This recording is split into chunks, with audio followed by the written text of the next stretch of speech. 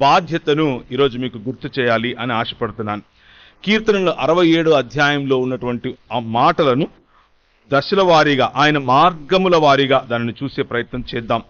భూమి మీద ఆయన మార్గములు వేరైనవి. భూమి మీద ఆయన అనుకున్నటువంటి పనులు, ఆయన పద్ధతులు వేరైనవి. ఆ పద్ధతులు అనుసరించేవారు, ఆ పద్ధతుల చొప్పున నివసించే జీవన విధానం కలిగిన వారిని ఇశ్రాయేలు అని పిలిచారు.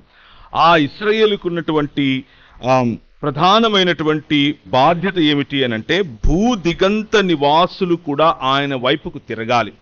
మన జీవన విధానాలను చూసుకుని దేవుడు మనల్ని కరుణించినప్పుడు, ఆయన ముఖకాంతి మన మీద చేసినప్పుడు ప్రజలు ఆయనను స్తుతించాలి.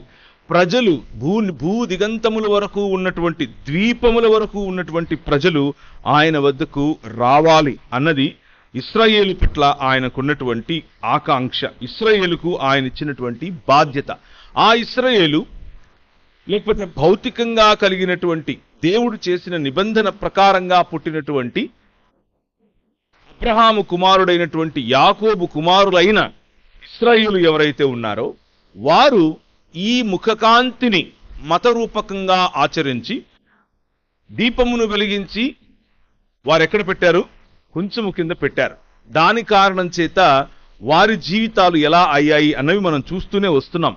కానీ దేవుడు వారికి ఇచ్చినటువంటి పిలుపును మీ ముందుంచే ప్రయత్నం చేస్తున్నాను. 27వ కీర్తన 11వ వచనము. యెహోవా, నీ మార్గమును నాకు బోధింపుము, నా కొరకు పొంచియున్న వారిని చూచి సరళమైన మార్గమున నన్ను నడిపింపుము.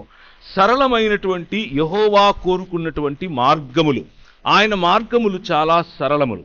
ఆయన మార్గములు కేవలము న్యాయము, కరుణ, లేకపోతే కనికరము మరియు దీన మనస్సు వంటి మార్గములు. ఆయన మార్గములు మతపరమైన మార్గములు కాదు సుమా. ఆయన మార్గములు మానవీయమైనవి. దేవుడు మనిషిని మనిషిగా చేశాడు. దేవుడిగా అవ్వాలి అని మనిషి అనుకున్నాడు.